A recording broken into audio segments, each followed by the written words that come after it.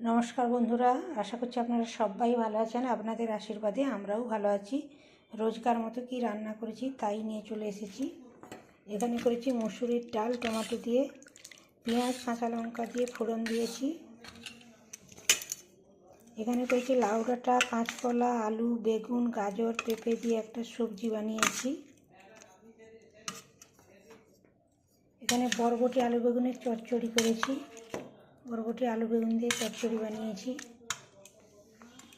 এখানে করেছি টমেটোর চাটনি, শুধু টমেটো দিয়েছি, এতে খেজুর আমসত্ব কিছুই দিইনি আজকে।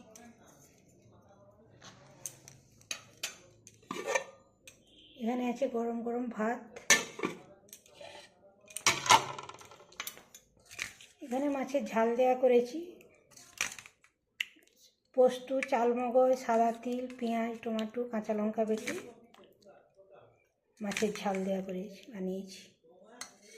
এখন এই পর্যন্তই, আসি, টাটা।